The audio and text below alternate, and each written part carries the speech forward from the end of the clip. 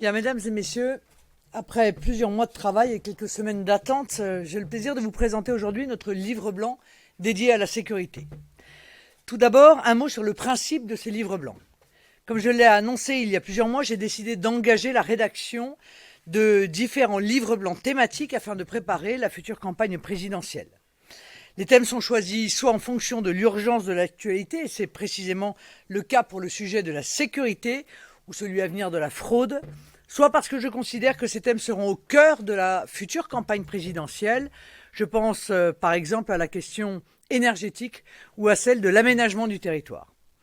Ces livres blancs ne sont pas mon futur programme présidentiel, mais ils serviront bien évidemment de base de travail. Ils vont également servir à faire réagir des experts et donc d'ajuster nos propositions.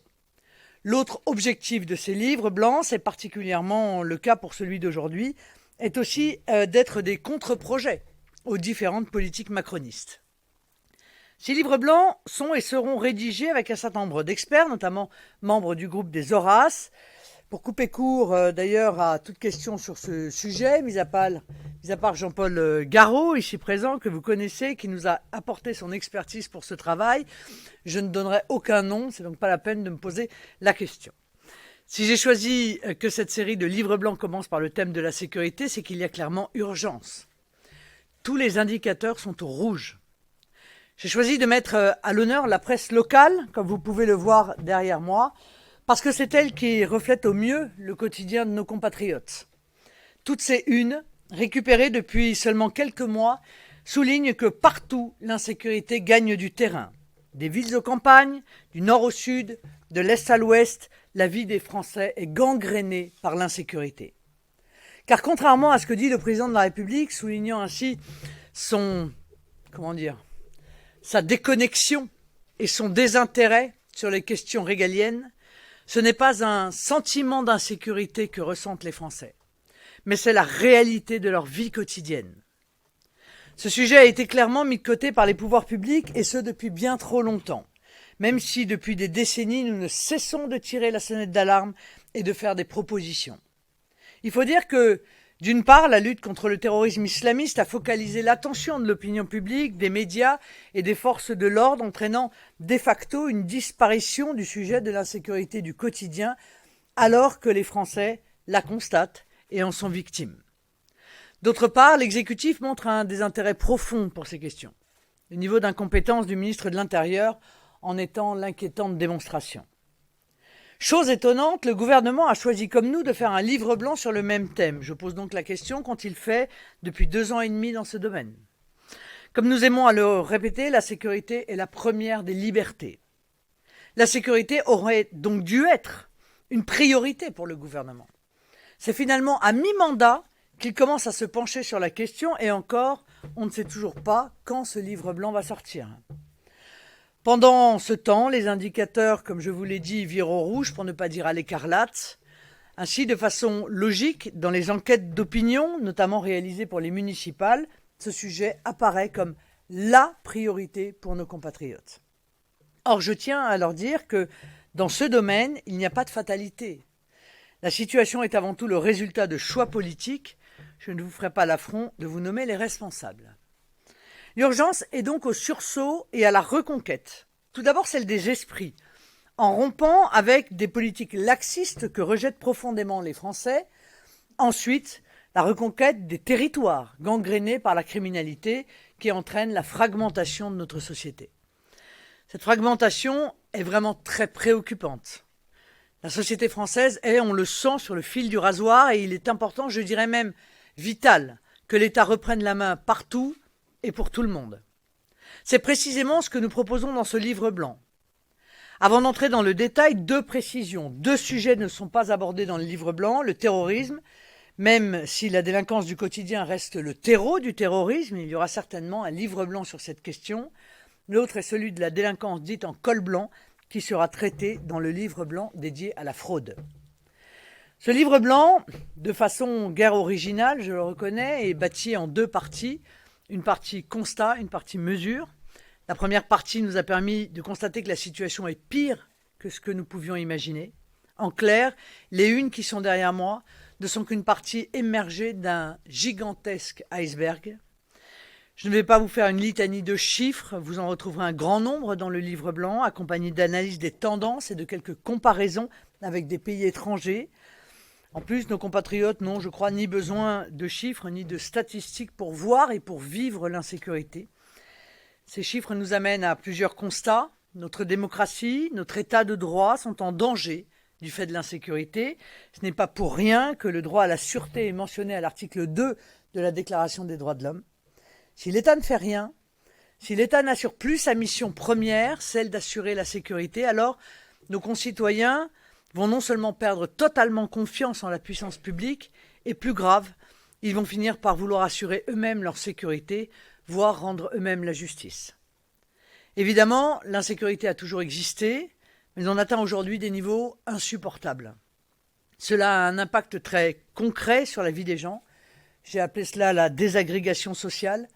Les quartiers hors contrôle deviennent des zones dans lesquelles la vie sociale est perturbée, voire rendue impossible, ou tout du moins n'est plus régie par les lois de la République. La réalité des habitants de ces quartiers est qu'ils ne peuvent plus s'habiller comme ils l'entendent, ni sortir le soir, ni manger ce qu'ils veulent en public. Dans les territoires ruraux, cette insécurité accroît la désertification. Lorsque le bar-tabac ou la pharmacie sont braqués 1, 2, 3, 4 fois en très peu de temps, ils finissent par fermer. Et après la disparition de ces derniers commerces, plus personne ne veut habiter ces villages. On ferme l'école, la poste, les lignes de transport en commun et le village meurt. Ne reste que ceux qui n'ont pas les moyens d'aller habiter ailleurs. En effet, les premières victimes de cette insécurité sont les Français les plus fragiles, à commencer par les femmes et les mineurs, les Français les plus pauvres ou ceux qui ne peuvent pas déménager. Et au lendemain de ma visite au centre de l'agriculture, je pense bien sûr à nos agriculteurs. Conséquence, nombreux sont ceux qui tombent dans le fatalisme et préfèrent déménager ou changer leurs habitudes. Bref, soit ils fuient, soit ils doivent apprendre à vivre avec. Et là, il faut dire que la justice porte une très lourde responsabilité. L'institution judiciaire est gangrénée par la culture de l'excuse et du laxisme. Les voyous n'ont plus peur de la justice, rendant le travail des policiers inefficace et faisant ainsi disparaître la fameuse peur du gendarme. Il faut dire que la justice est le parent pauvre des politiques publiques, 0,26%, tel est le pourcentage du PIB que la France consacre au fonctionnement et aux investissements de la justice, l'un des taux les plus faibles d'Europe. Aujourd'hui, la justice française compte à peine plus de magistrats actifs que sous Napoléon III. Cette culture du laxisme est accompagnée d'une culture du non-dit. Je veux bien évidemment parler du lien flagrant entre insécurité et immigration. Vous trouverez dans ce livre blanc quelques chiffres qui illustrent cette triste réalité. Or, la délinquance et la violence sous toutes ses formes sont encore plus insupportables quand elles sont commises par des étrangers accueillis sur notre territoire. Et je ne parle même pas de ceux qui, présents au nom du droit d'asile, se permettent de violer nos lois. Ils sont les plus dangereux adversaires de ces valeurs quasi universelles qu'incarne l'asile. Je note que certains députés de la majorité ont, à l'occasion de l'affaire Griveaux, ouvert les yeux et réclament l'expulsion de certains réfugiés. Cette prise de conscience est salutaire. J'aimerais juste qu'elle soit aussi cohérente, car moi, contrairement aux macronistes, je n'ajuste pas mes prises de position à la défense de mes amis. Moi, ce qui me guide, c'est la défense des Français, quels qu'ils soient.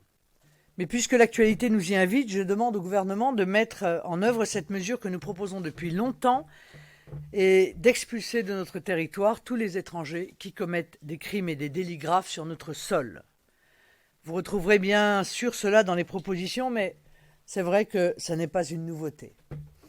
Vous allez donc retrouver dans ce livre blanc un certain nombre de mesures qui ont déjà été présentées, notamment dans mon programme présidentiel en 2017 ou dans des cahiers d'action rédigés dans le cadre des travaux de l'Assemblée nationale. Certaines sont en revanche des nouveautés pour d'autres forces politiques qui viennent piocher ici ou là dans nos propositions. Au hasard, je dirais que messieurs Retailleau, Bas et Guillaume Larrivé semblent en ce moment avoir de très très bonnes lectures. Pour les mesures déjà présentées, ce livre blanc est l'occasion de les mettre à jour, car évidemment la situation a évolué, d'où des chiffres parfois un peu différents de ceux de 2017. Par ailleurs, les 95 mesures de ce livre blanc sont clairement d'importance diverses, de besoins en financement divers et de difficultés à mettre en œuvre également diverses. Mais la diversité de ces mesures permet de balayer l'ensemble du spectre de l'insécurité. Très clairement, les mesures et propositions décrites dans ce livre blanc se veulent opérationnelles, dissuasives et surtout frappé au coin du bon sens. Je vous le dis avant que vous ne l'écriviez, en ce qui nous concerne, en matière de criminalité, nous n'avons pas du tout peur de parler de répression. Avant de vous parler des mesures en tant que telles, et notamment de quelques mesures nouvelles, un mot sur la question du chiffrage. L'ensemble des mesures proposées dans ce livre blanc demande un effort budgétaire de l'ordre de 2 milliards d'euros sur 5 ans. Le financement de ces mesures se ferait par redéploiement budgétaire.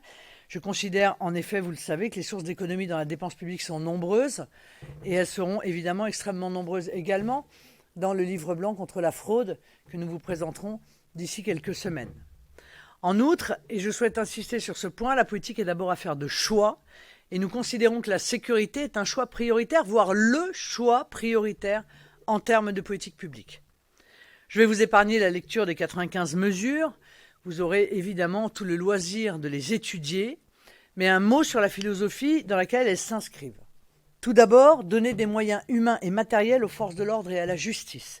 Cela passera évidemment par des augmentations d'effectifs très conséquentes. Ensuite, il faut mettre en œuvre 2 idées simples. Retrouver le caractère dissuasif de la peine et de son exécution. Et seconde idée, la certitude de la peine. Une peine prononcée doit être exécutée. Les Français ne supportent plus ces récidivistes commettant de nouveaux crimes ou délits, alors même que la peine à laquelle ils avaient été condamnés n'a pas été intégralement purgée. Ainsi donc, nous proposons évidemment la perpétuité réelle, qui est une idée que nous défendons depuis très longtemps, avec un mécanisme d'examen de la peine au bout de 25 ans pour répondre aux exigences de la Cour européenne des droits de l'homme notamment, mais aussi la fin de toute possibilité de libération anticipée avant que les 2/3 de la peine soient purgés. Nous proposons une réforme du sursis. Nous considérons qu'il est évident que lorsque une récidive a été commise sous l'emprise du sursis, ce sursis doit tomber de manière automatique. Ce qui n'est pas le cas aujourd'hui, puisqu'on passe de condamnation avec sursis à condamnation avec sursis à condamnation avec sursis. Autre axe important dans le livre blanc, la question des mineurs. Ces derniers doivent tout d'abord être protégés. La prise en compte des mineurs victimes doit être notablement améliorée.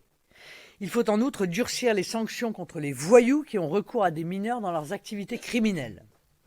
Il paraît également indispensable de responsabiliser les parents, y compris les parents de mineurs délinquants étrangers.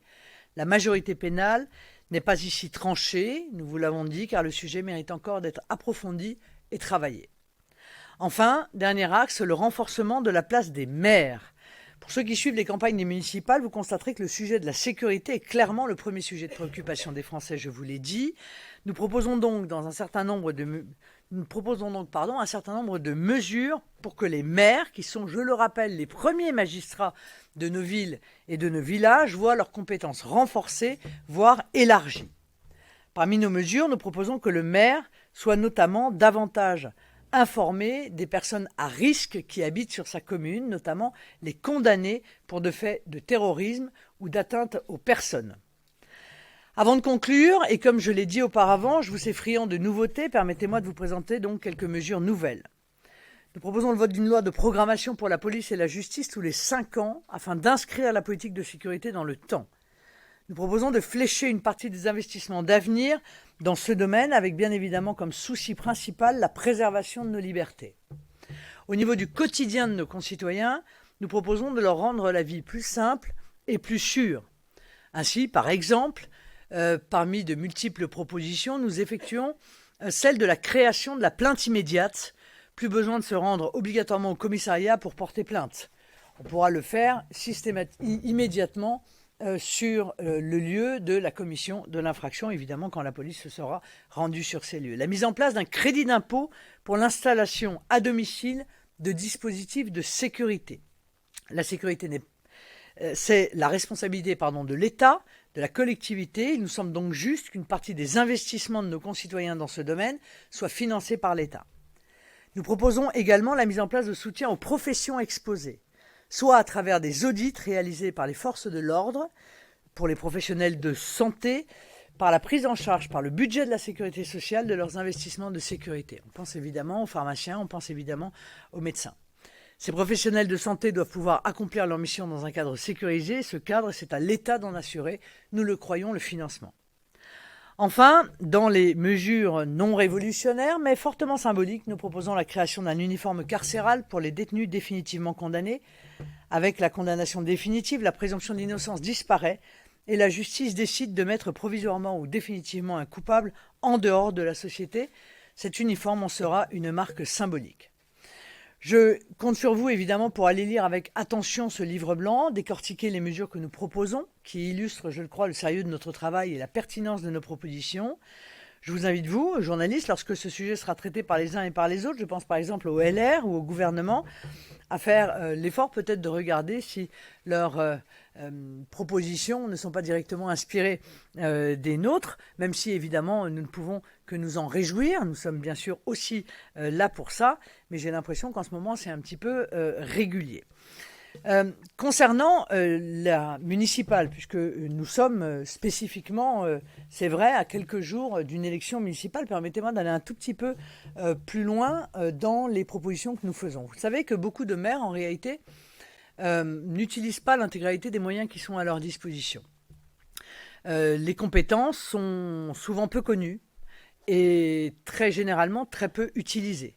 Ils ont le droit de requérir le concours de la force publique, ils ont, à la demande des autorités judiciaires, ils peuvent diligenter des enquêtes sociales ou de personnalité, ils sont habilités à constater tout type d'infraction, ils peuvent demander à toute personne suspectée de commettre une infraction, de justifier de son identité, ils sont évidemment informés des troubles à l'ordre public, etc. Mais ils ne les utilisent pas. Or, moi, je pense que le maire doit véritablement reprendre un rôle essentiel en matière de sécurité dans les villes et dans les villages bien sûr, mais dans les villes tout particulièrement. C'est ce qu'ont fait d'ailleurs nos maires quand ils ont été en responsabilité avec des résultats en matière de baisse de l'insécurité qui sont, il faut bien le dire, remarquables en ce sens qu'ils interviennent au moment où, à contrario, l'insécurité augmente dans notre pays. Nous proposons notamment d'axer évidemment le complément en termes de sécurité, le complément de la police nationale par l'intermédiaire des polices municipales. Nous considérons il doit être dans les villes de plus de 100 000 habitants, il doit bien entendu exister une police municipale. Je vous indique qu'il y a des villes de plus de 100 000 habitants dans lesquelles il n'y a pas de police municipale, et que celle-ci doit évidemment être armée. Là encore, il y a beaucoup de villes de plus de 100 000 habitants, enfin beaucoup, un certain nombre de villes de plus de 100 000 habitants dans lesquelles la police municipale n'est pas armée. Nous proposons la possibilité pour la police municipale de procéder à des contrôles d'identité sous l'autorité d'un OPJ, dont le maire, bien sûr, après autorisation du procureur dans le cadre actuel du Code de procédure pénale. Cette mesure nécessitera une évolution de la jurisprudence du Conseil constitutionnel. Nous proposons également qu'il puisse consulter sous certaines conditions de fond et de forme le fichier des personnes recherchées lors de la constatation d'infractions routières. En tant qu'OPJ, le maire aura compétence pour immobiliser et mettre en fourrière les véhicules utilisés notamment lors des courses sauvages. Nous voulons donner au maire le pouvoir de fermeture administrative d'établissements commerciaux, évidemment nous pensons au débit de boissons, et de dresser des PV en matière de décharge sauvage. Nous voulons donner au maire la possibilité de saisir une juridiction en cas de squat. Et nous proposons d'ailleurs que ce soit la juridiction pénale qui soit chargée de la gestion de ces conflits plutôt que la juridiction civile aujourd'hui. En qualité d'OPJ et en cas d'introduction illégale, le maire doit pouvoir constater les occupations de locaux sans droit ni titre. On parle bien ici des squats, on ne parle pas des locataires qui entraient légalement dans une habitation. Ils restent sans verser le loyer. Ça, c'est un sujet qui évidemment concerne le civil. Donc le maire pourra saisir la juridiction avec l'accord du propriétaire aux fins d'obtenir évidemment rapidement un jugement d'expulsion. Nous sommes très scandalisés de voir la situation bien souvent de propriétaires qui sont des propriétaires modestes et qui se retrouvent des mois durant avec des gens qui se sont installés par effraction dans leur domicile et y commettent en règle générale aussi des dégradations et qui ont besoin de mois et de mois avant qu'une juridiction les autorise à reprendre possession de leurs biens.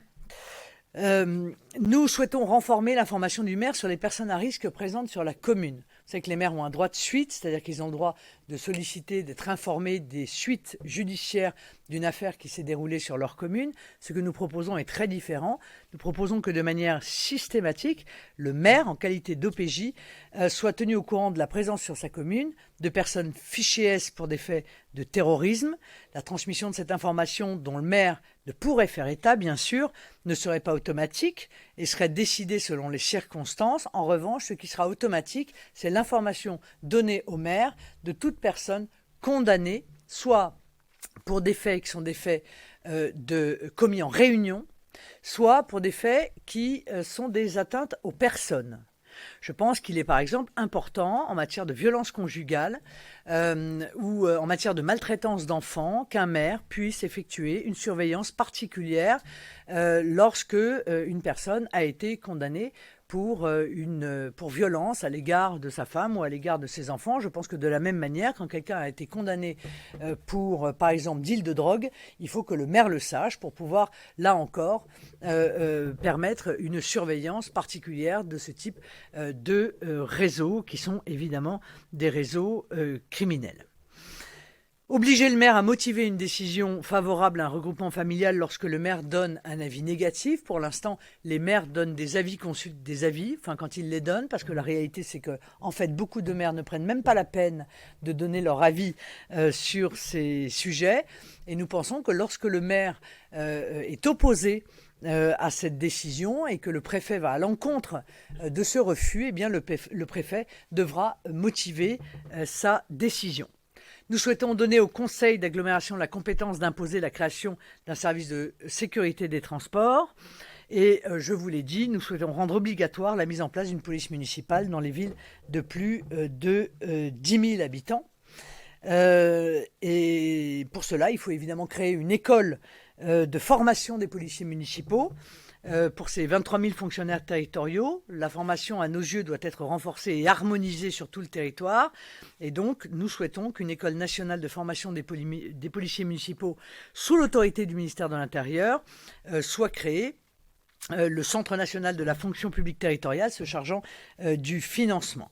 Enfin, nous souhaitons, parce que c'est une demande récurrente des maires, simplifier les procédures d'installation de vidéoprotection. Voilà, mesdames et messieurs, ce livre blanc, il est extrêmement complet, il est extrêmement précis, il touche à beaucoup de sujets et donc j'espère qu'il pourra nourrir le débat, y compris avec d'autres formations politiques d'ailleurs, pour peu que celles-ci se mettent à s'intéresser à ce sujet. Je suis bien entendu à votre disposition pour répondre à vos questions, ainsi d'ailleurs que Jean-Paul Garot qui est ici présent. Sur ce sujet, vous n'avez pas de questions. Est-ce que vous avez des questions sur d'autres sujets? D'accord, oui. Le Rassemblement national considère que, comme nous comptons mettre en place le référendum d'initiative populaire, ceux des Français qui souhaitent voir mettre en œuvre une suppression de cette interdiction devront se saisir de cet instrument pour pouvoir organiser un référendum.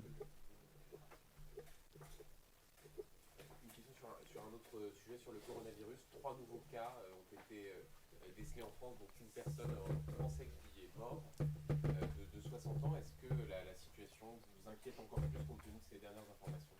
Oui, je n'ai pas besoin que la situation s'aggrave pour m'inquiéter. La réalité, c'est que nous avons là tous les ingrédients pour à tout le moins mettre en place, par principe de précaution, un certain nombre de mesures. J'ai entendu mais j'en suis pas étonné parce que le refus des frontières est devenu une véritable religion dans nos instances européennes. J'ai entendu l'Union européenne qui, par ailleurs, a été totalement atone sur ce sujet. Or, on nous avait vendu qu'il était évidemment très important qu'on soit sous ce parapluie d'une Union européenne parce qu'il y avait un certain nombre de cas, dont d'ailleurs les épidémies et les pandémies qui nécessitaient que les pays travaillent ensemble. L'Union européenne n'a strictement rien dit. La seule chose qu'elle a dit, c'est qu'il ne faut surtout pas mettre en place des limitations de circulation aux frontières. Bon, ça prouve qu'en réalité, ces gens sont des idéologues fous, des idéologues fous et que le sans-frontiérisme est une religion face à laquelle on n'a pas le droit de blasphémer en évoquant des frontières. Bien entendu, cette situation est extrêmement préoccupante. Elle est d'autant plus préoccupante que lorsque nous avons réclamé qu'il y ait ce qui serait cohérent avec les autres décisions qui ont été prises par le gouvernement par ailleurs. Décision de quarantaine pour les Français rapatriés de Chine, alors que dans le même temps, puisque là on est dans le en même temps de Macron, en même temps on laisse tous les jours depuis des avions atterrir de territoires en Chine qui sont évidemment touchés et assez lourdement touchés par l'épidémie. Nous avons donc souhaité qu'il y ait une limitation de la circulation des personnes à destination de la France en provenance évidemment des régions qui sont les plus touchées par le coronavirus. On nous a moqué, on nous a répondu une fois de plus avec beaucoup d'excès et beaucoup d'outrance. Je note qu'en l'espace de 48 heures, des cas, un ou plusieurs cas, se sont révélés qui provenaient de la région de Lombardie, dans 7 pays différents. En Autriche, en Roumanie, en Suisse, en Croatie, en Espagne, en France et, depuis quelques heures, nous le savons, au Brésil. Alors oui, je considère qu'on ne fait pas le nécessaire en vertu du principe de précaution. Il y a un autre sujet qui m'inquiète. Dans le cas où une épidémie toucherait la France, puisque j'ai vu un grand épidémiologiste nous expliquer qu'en fait on avait eu de la chance. Mais dans ce domaine, on ne peut pas compter sur la chance, parce que la chance tourne. Bon. D'autant qu'on ne sait encore que peu de choses sur ce virus. Et ce qu'on sait ne tend pas à nous rassurer. On sait qu'il peut y avoir des réinfectations après en avoir été guéri. On sait qu'on peut transmettre le virus sans avoir des signes cliniques de ce virus.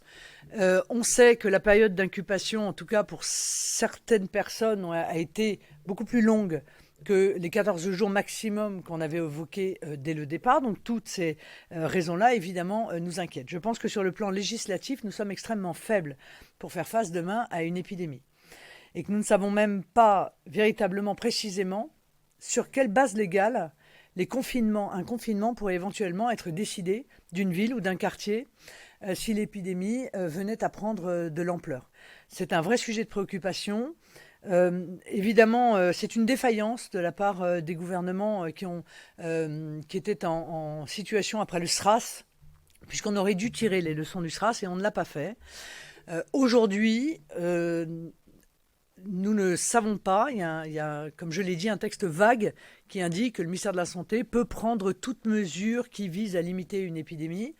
Mais la réalité, c'est que nous n'avons pas aujourd'hui en France d'obligation de soins, à part pour la tuberculose.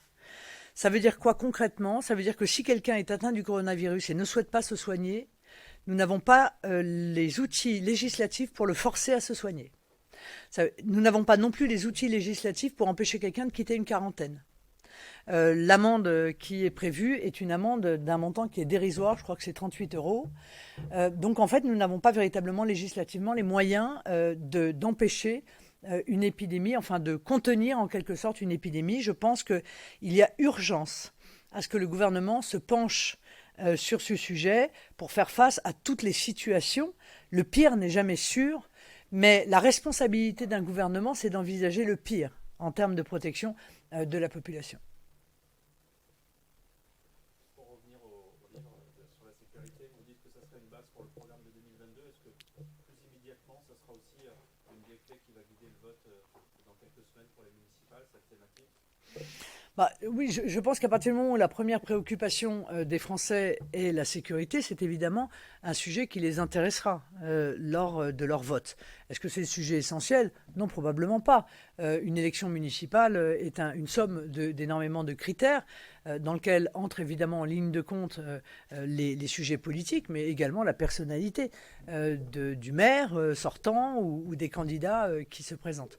Mais il est sûr que s'appuyer sur les maires, leur donner plus de pouvoir, je pense, est une des vraies clés même si ça ne dédouane pas l'État de sa responsabilité, qui est évidemment première. On voit bien qu'il y a une chaîne pénale et que les problématiques, et pour avoir beaucoup discuté avec des policiers ou avec des syndicats de policiers, cette question émerge systématiquement. Ils nous expliquent le problème, c'est que si la chaîne pénale ne fonctionne pas, alors le travail que nous faisons est réduit à néant. C'est pas le tout d'arrêter des délinquants ou des criminels, encore faut-il que la justice condamne et que l'incarcération mette à l'écart de la société ceux qui doivent l'être. Or, c'est bien souvent beaucoup plus au niveau de la justice et évidemment, la saturation de notre système pénitentiaire que se pose cette problématique. En parlant de pénitentiaire, sachez que dans ce livre blanc, nous souhaitons mettre en place un centre, créer un centre éducatif fermé par département, en rallongeant d'ailleurs le temps, la durée dans ces centres éducatifs fermés, que nous souhaitons également la création de 5 centres pénitentiaires qui soient spécifiquement réservés aux détenus qui ont des troubles psychiatriques, car là encore c'est un véritable sujet qu'évoque régulièrement le personnel pénitentiaire. Les prisons actuelles ne sont pas faites pour détenir des gens qui ont des troubles psychiatriques, qui parfois sont des troubles psychiatriques lourds. Et nous comptons également créer des centres qui soient des centres pour les peines de courte durée.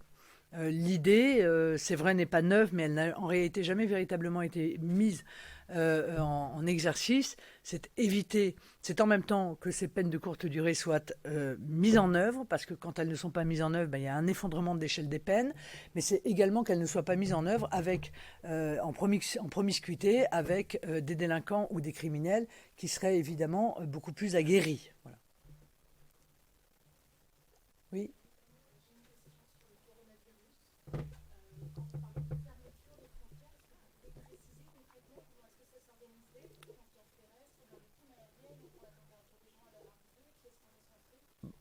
Je vais vous répondre très clairement. Très clairement, je pense que tous les vols en provenance des régions de Chine touchées par le coronavirus auraient dû être stoppés.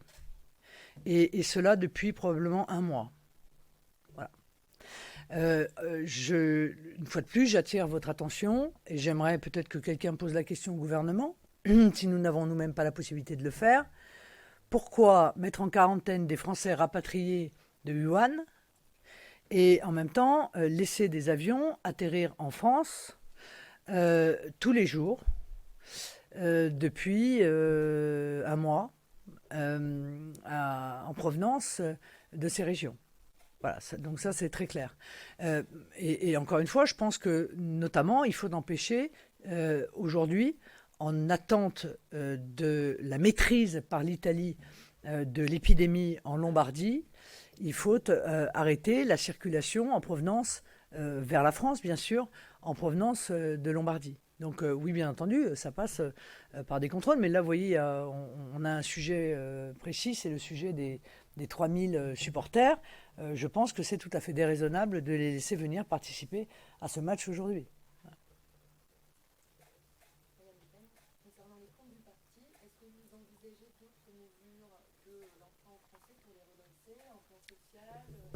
Nous envisageons évidemment toutes les mesures, même si le mouvement aujourd'hui comporte très peu de salariés par rapport à l'importance qui est la sienne. Il faut quand même être conscient que nous sommes, j'allais dire, à l'indice de performance.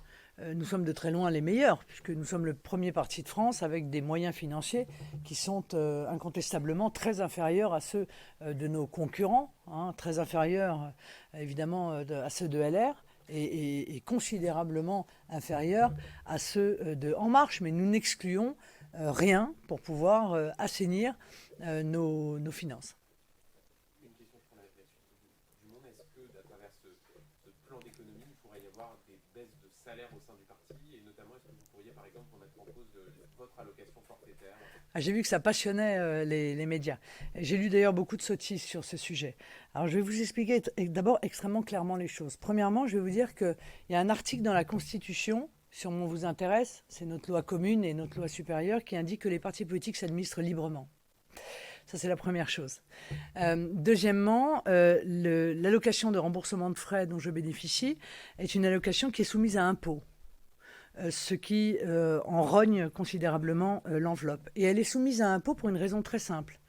C'est que je souhaite garder une confidentialité totale sur ce que j'en fais. Je vais vous résumer. Je ne veux pas que vous sachiez qui je vois, quand je le vois, dans quelles circonstances, où je vais, etc., etc. Voilà, je trouve que pour respecter cette confidentialité de la présidente du premier parti d'opposition de France, c'est absolument nécessaire qu'il y ait cette règle de confidentialité. Nous sommes également très attentifs avec les finances du mouvement à tenir compte de la scandaleuse mise en examen dont j'ai été victime. Parce qu'on me reprochait en même temps de mélanger ma casquette de présidente du mouvement avec ma casquette de députée européenne. Nous ne souhaitons pas que l'on puisse nous faire le même reproche, même si je pense que ce reproche est profondément injuste et que nous le démontrerons devant la justice. Bien souvent, et j'ai eu l'occasion d'interroger le déontologue à ce sujet, bien souvent, c'est ma casquette de présidente du mouvement qui, semble-t-il, prévaut dans l'esprit de ceux qui sont censés contrôler sur ma casquette de députée. Ce qui fait que j'ai un compte IRFM qui est très excédentaire, car je suis amené à n'y toucher qu'avec des pincettes pour ne pas prendre le risque que l'on me reproche en quelque sorte d'effectuer une activité qui puisse être considérée comme une activité de présidente du Rassemblement national et qui puisse être financée par mon IRFM. Mais si, je vais vous dire, le fond de ma pensée, c'est que si on n'a que ça à me reprocher, alors ça va pas mal, honnêtement. Bien, oui.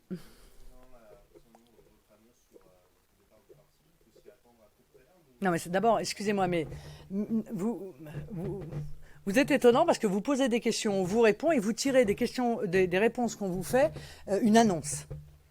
Donc il n'y a pas d'annonce. On m'a posé la question, est-ce que vous envisageriez de... J'ai dit, j'y réfléchis. Bon, ça s'arrête là. Est-ce que vous envisagez? J'y réfléchis. La spécificité de l'élection présidentielle, mais c'est pas tout de suite, je vous rassure, hein. La spécificité de l'élection présidentielle, c'est d'être la rencontre entre un homme ou une femme et le peuple, et de ne pas être une élection de parti politique. Un candidat à la présidentielle est soutenu par un mouvement politique, mais il n'est pas le candidat du mouvement politique. Pour que ceci soit extrêmement clair, c'est vrai que le moment venu, et ça n'est pas tout de suite, je réfléchirai au fait de me présenter non plus comme présidente du mouvement, mais comme soutenue par mon mouvement. Eh bien, je vous remercie de vous être déplacés. Vous avez bien entendu des livres blancs qui sont à votre disposition. Ah, mais qui vous ont été distribués. Ah, parfait.